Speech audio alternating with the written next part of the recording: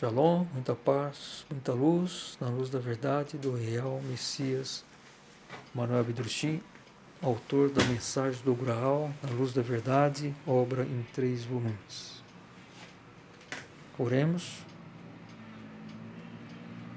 Na luz da tua criação nos encontramos, cientes de ti, Criador do universo, cientes sim, de teu infinito poder, teu eterno amor, de tua eterna sabedoria e tuas inexauríveis forças. Em adoração elevamos para ti as mãos e a ti, Senhor, rogamos, consente que a tua graça, tua imensa bondade se estenda sobre nós. Amém. Hoje é segunda-feira, abençoada semana a todos, dia 6 de dezembro de 2021. Hoje faz exatamente 80 anos do falecimento do Messias Abidrushim na Terra. Ele desencarnou às 16 horas e 15 minutos, aproximadamente, né? Às 16 horas e 15 minutos, na pequena cidade alemã de Kipsdorf, Saxônia. Ele tinha 66 anos. Ele estava uma espécie de prisão doméstica, né? Pelos nazistas, né? Que ele foi perseguido pelos nazistas. Chegou ao ponto de correr o risco, né? De ser condenado à morte, enfim, e ser levado para o campo de concentração, né? E isso só acabou não ocorrendo porque ele já estava muito idoso e já doente, né? As pessoas, ele não tinha nenhum causa assim da enfermidade dele, era mais uma coisa anímica, né? Que é difícil, né? As pessoas saberem, né? Quando vem um filho de Deus aqui na Terra, ele tem que doar, né, algo de si para a humanidade, né? E Jesus fazia isso, né?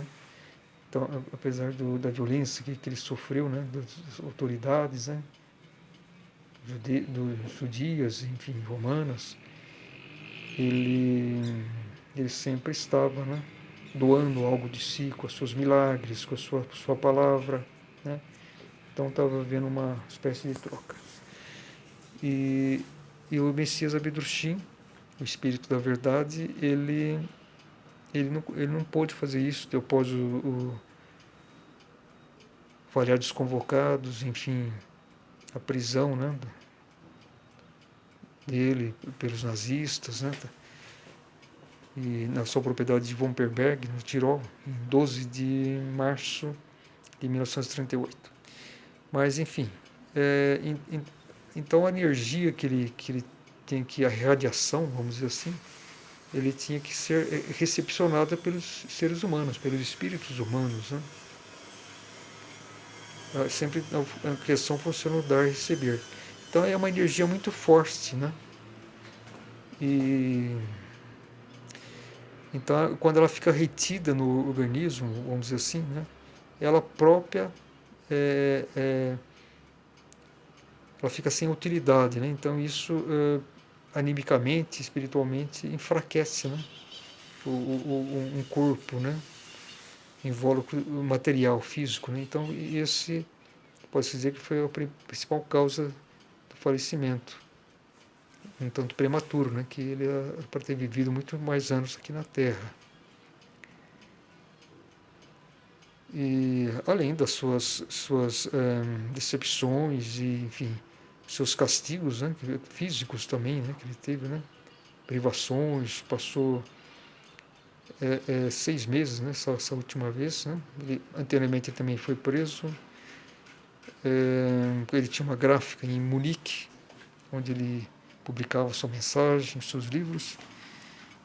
E em agosto, né, de 1937 foi tomada pelos nazistas, né, 7 meses antes da sua invasão, né, na sua propriedade em Vomperberg.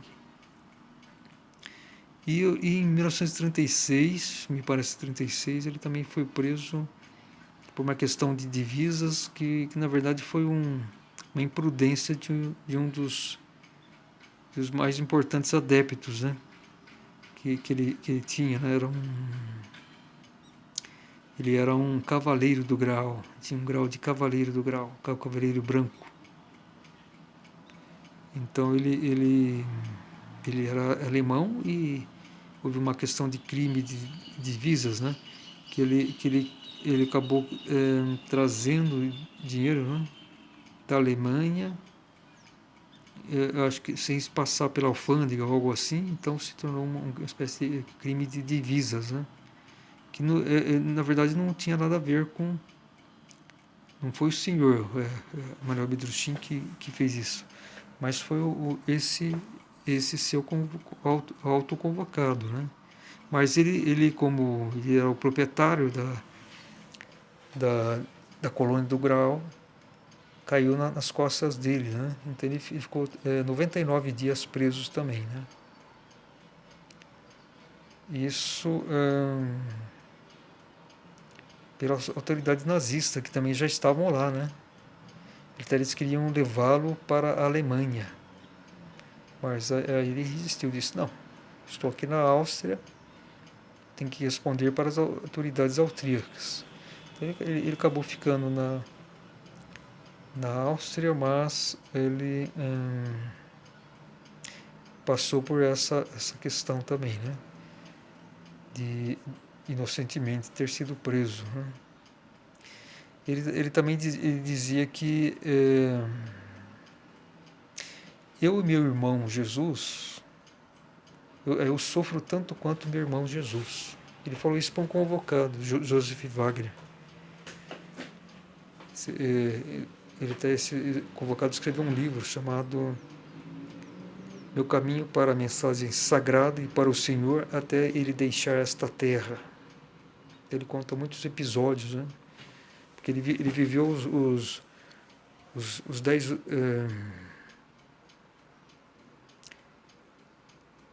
os 10 últimos anos da vida, né, do Messias Bedruchin. Ele viveu nas suas proximidades, porque ele era, na época, me parece que nasceu por volta de 1910. E em 1931 ele conheceu a mensagem do Graal e esteve lá em Womperberg, conheceu o Senhor. E ele devia ser um jovem de uns 20 anos, mais ou menos, austríaco. E o senhor o contratou como funcionário, né, de Womperberg, né? Ele era um funcionário, no sentido que tinha muitas capacitações. Ele trabalhava com marcenaria, ele trabalhava com obras, manutenção, mas ele também tinha outras qualidades como desenhista, escrevia também, me parece que ele era músico também. Então ele era uma pessoa muito próxima do Senhor, né? E, enfim, ele casou também com uma adepta da mensagem do Graal. Então ele acompanhou muito o Senhor e ele teve muitas vivências, né?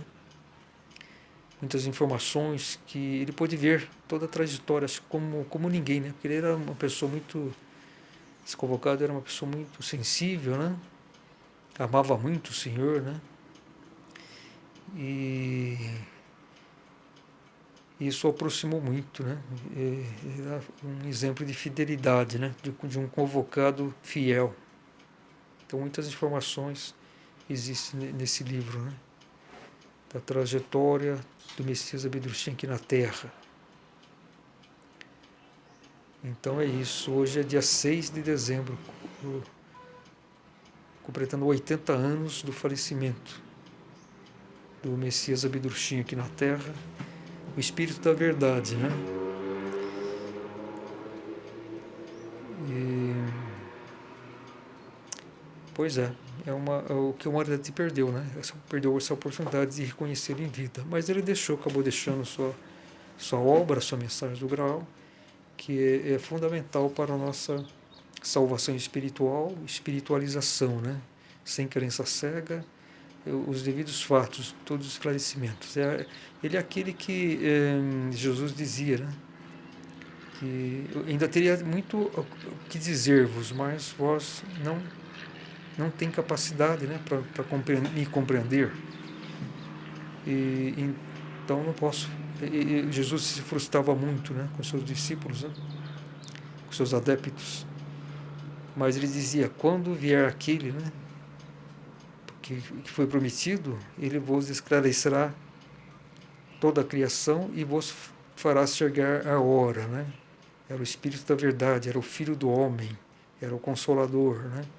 Esse personagem que é o Espírito Santo, é o próprio Espírito Santo que se encarnou aqui na Terra. E o grande apóstolo Paulo também dizia isso, né?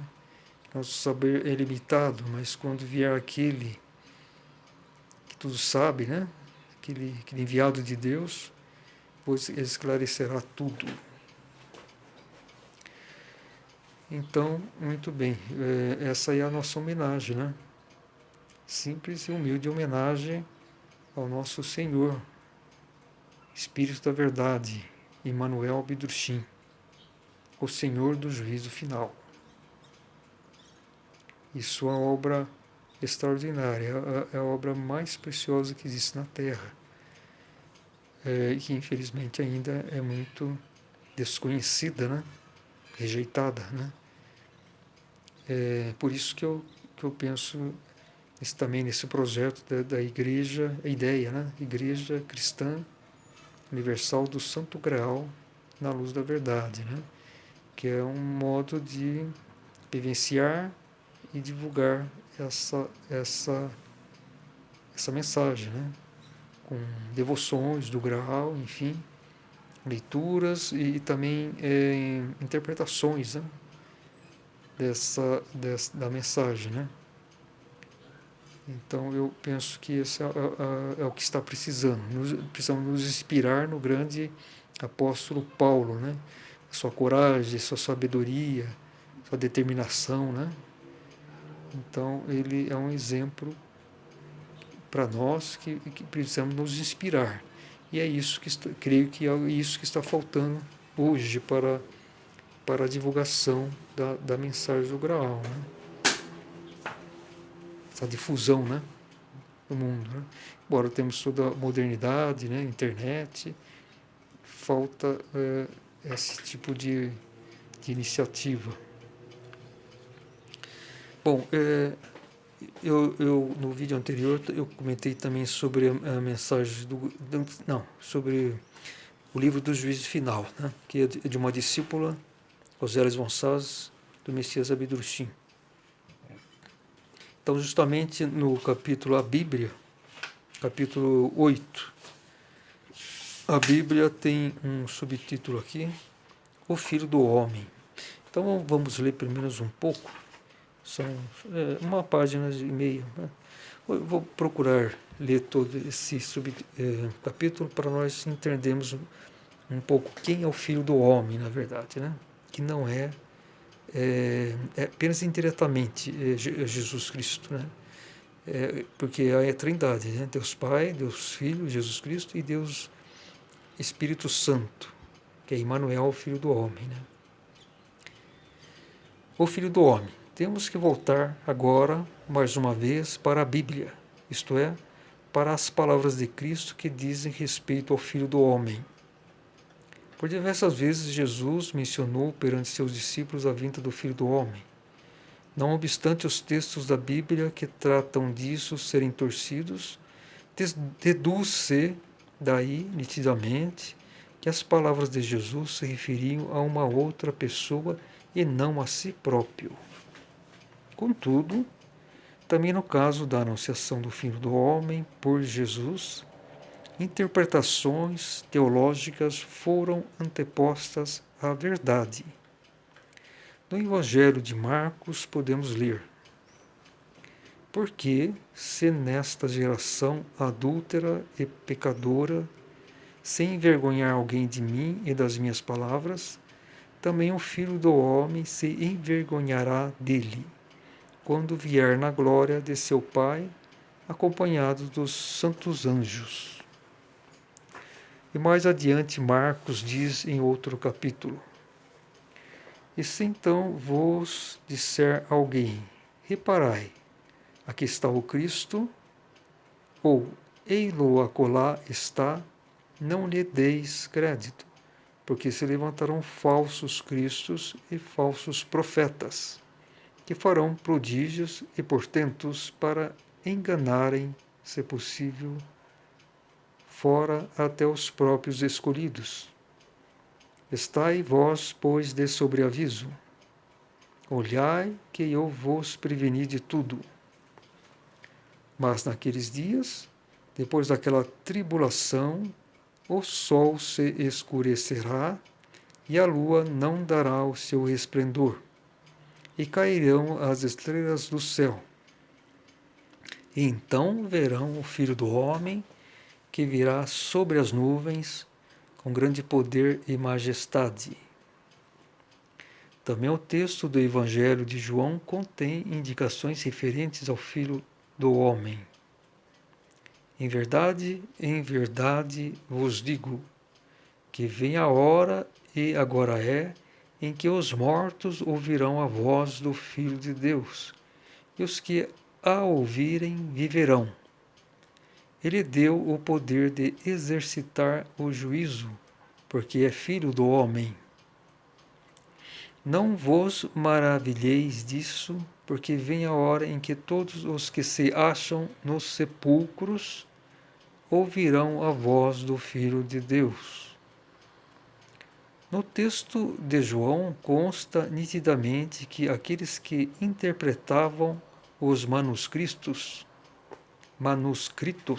aliás, o que disso existia, não haviam compreendido as palavras de Jesus. Num único e pequeno trecho mencionaram uma vez o Filho de Deus, logo adiante o Filho do Homem.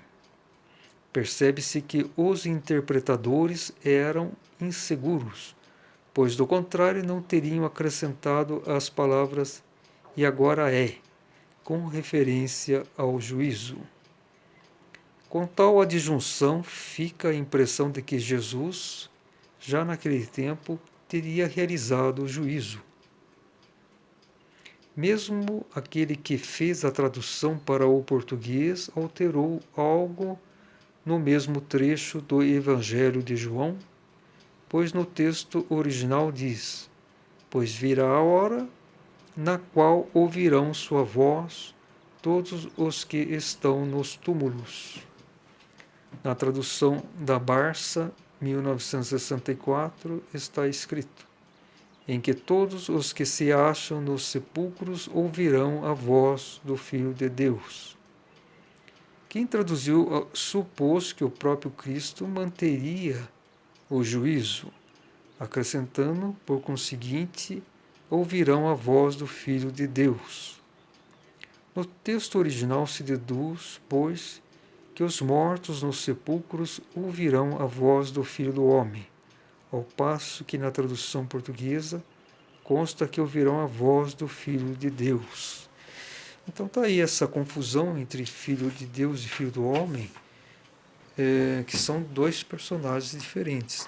Jesus Cristo veio só uma única vez aqui na Terra, em missão especial de amor, porque se ele não tivesse vindo, quando chegasse a época do juízo final, não existiria mais ninguém para ser salvo, porque todos já naquela senda, aquele ritmo de decadência espiritual que estava havendo na humanidade, não existiria mais ninguém para ser salvo, porque todos estariam mortos espiritualmente. Então a missão de Cristo foi essa, reacender a chama espiritual nos seres humanos com o poder divino e inerente de Deus Pai,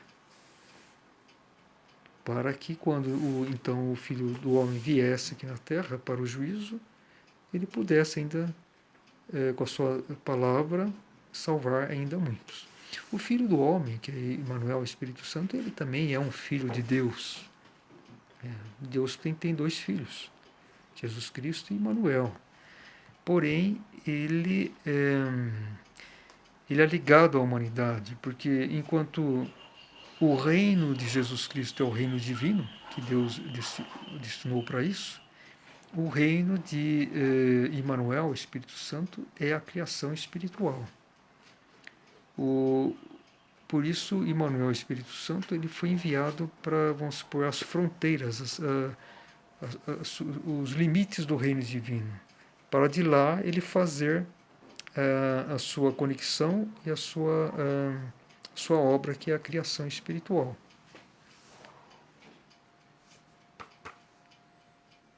Então, é essa questão que precisa ser esclarecida, que Jesus ele não vai se encarnar novamente na Terra. Ele não vai. Então, isso a volta de Cristo, quando se diz, pode-se dizer que é a mensagem do Graal, escrita pelo Filho do Homem. Filho do Homem, Emmanuel Abidrushim, que é una com a obra de Cristo, né, com a palavra de Cristo, porque de ambas as doutrinas provêm de Deus, então elas são unas. Por isso que eu sempre falo isso, né, que a mensagem do Graal é o Evangelho, é o novo, ou então o contemporâneo Evangelho de Jesus Cristo.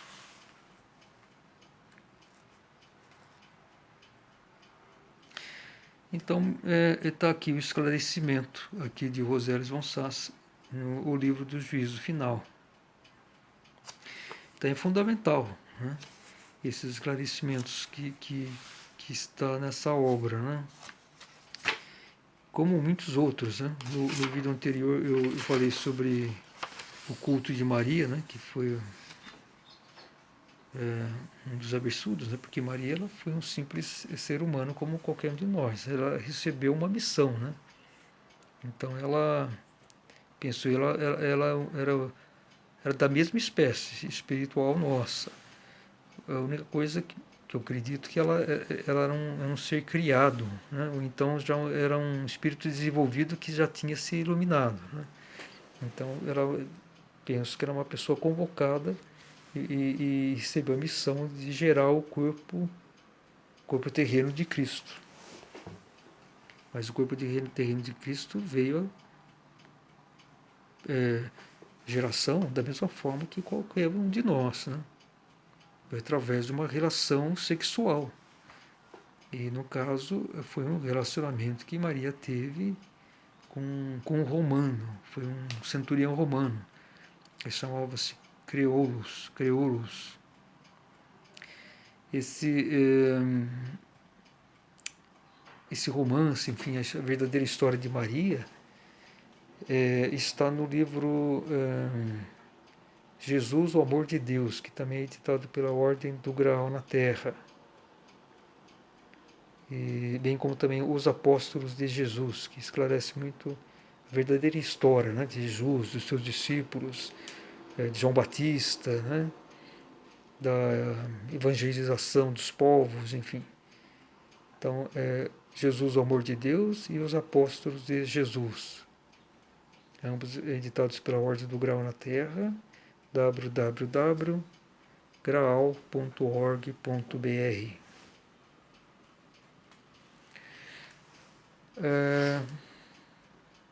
A figura de São Jorge também está ligada ao Filho do Homem, né? Mas é de uma outra tradição, né? Eu não, aqui tem mais ou menos 2 páginas que falam sobre isso. Esse mesmo capítulo, a Bíblia, né?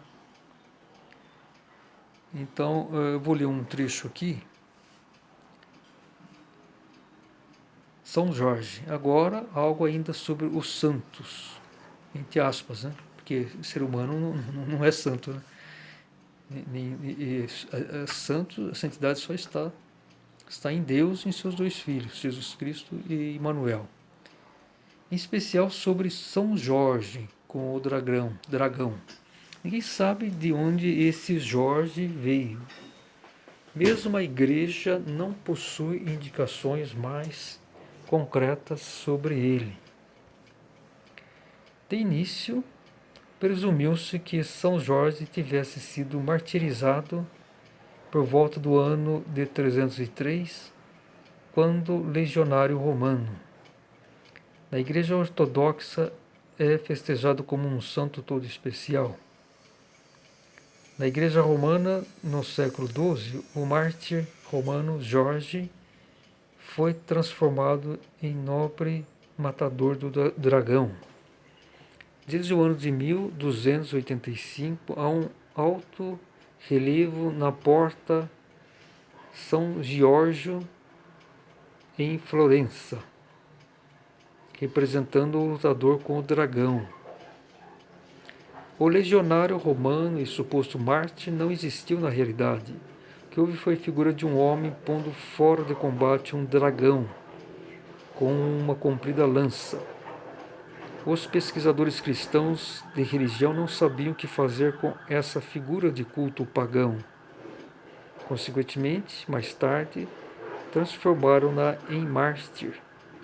Essa figura de Marte, porém, não podia manter-se, visto ter a apresentação do homem lutando com um dragão um elevado significado espiritual. Com razão dizia-se que tal culto era antiquíssimo, pois faz agora 7.000 anos que um dos reis sacerdotes, evidente de Enur, na Caldeia, viu uma imagem em espírito que o abalou profundamente, ao mesmo tempo o encheu de esperanças. Ele viu uma maravilhosa e magnificente figura com uma couraça irradiando luz que desceu das alturas celestes, mergulhando nas profundezas situadas fora do círculo da criação que circunda inteiramente as matérias grossa e fina. Depois de algum tempo, que pareceu uma eternidade ao vidente, apesar de terem passado apenas alguns minutos, no máximo, viu como a figura irradiando luz atravessava com sua lança comprida e reluzente um monstro parecido com um dragão, pregando-o no chão. Quando viu esse quadro mostrado espiritualmente, compreendeu que o próprio Senhor da Justiça, regendo todos os céus e terras, desceria para aniquilar o monstro. Intuitivamente sentiu logo que o monstro representava Lúcifer, o inimigo da luz, pois um espírito humano não poderia ver o próprio Lúcifer nem em imagem, devido à sua espécie divina.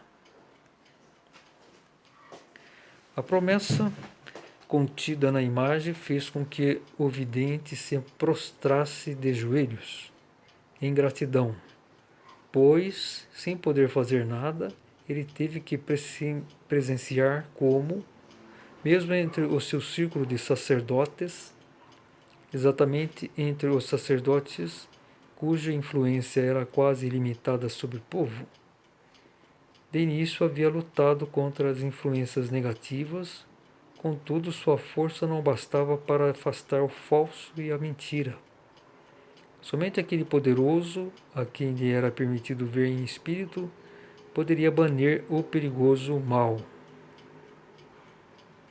O poderoso, a quem o rei sacerdote vidente de Ur teve permissão de ver, era Parzival, o rei do Graal. Parzival, o rei do Graal, o Espírito Santo, desceu das alturas mais excelsas para neutralizar Lúcifer, o antagonista da luz, e isso no próprio reino dele. O rei sacerdote, assim agraciado, chamava-se Mesqui-Agir, o que significa filho do deus Sol. Mas apenas os incas chamavam-se filhos do Sol. Havia também, não apenas os incas chamavam-se filhos do Sol, havia também outros povos que faziam o mesmo. No quadro, Lúcifer foi apresentado como um animal, parecendo um dragão sempre de atalaia, pois Lúcifer mesmo não pode ser reproduzido em imagens. Parzival veio envolto pela força da luz de Deus Pai para o mundo de Lúcifer e, na luta que se seguiu, a lança sagrada de Parzival atingiu seu adversário de tal forma que a sua capacidade de ação ficou paralisada. Com essa luta, Lúcifer foi neutralizado, contudo não aniquilado. Há muito que a luta já se passou. Lúcifer não mais pode nem precisa mais engodar os seres humanos, pois estes já trazem todo o mal dentro de si em forma concentrada, a longo tempo. A veneração do cavaleiro combatendo o dragão foi muito destacada também em Bizâncio. De lá, as apresentações em imagens chegaram ao ocidente germano-romano. Os bizantinos denominaram esse quadro Salvador na Aflição. Deve-se agradecer também aos bizantinos o fato de os nomes da mitologia grega, todos corretos, não terem se perdido para a posteridade. Como é, porém, que o Salvador na aflição se tornou um santo católico? Os pesquisadores de religião não sabiam o que fazer com o pagão Salvador na aflição. No Concílio de Nicéia, no ano 325, por resolução da maioria, tinham declarado Cristo como o Salvador do mundo e, assim, já tinham um Salvador. Contudo, o povo continuava obstinadamente a venerar o Salvador matando o dragão. Esse culto não cristão desagradava aos superiores da igreja. Procuraram uma saída e também a encontraram. Deram ao vencedor do dragão vários nomes. Jorge foi o último de toda uma série, o qual então ficou. E assim São Jorge entrou na cristandade, sendo venerado até hoje por diversos povos, embora os motivos da veneração não sejam por toda a parte os mesmos. Bom, está aí o esclarecimento. Muita paz, muita luz. Shalom.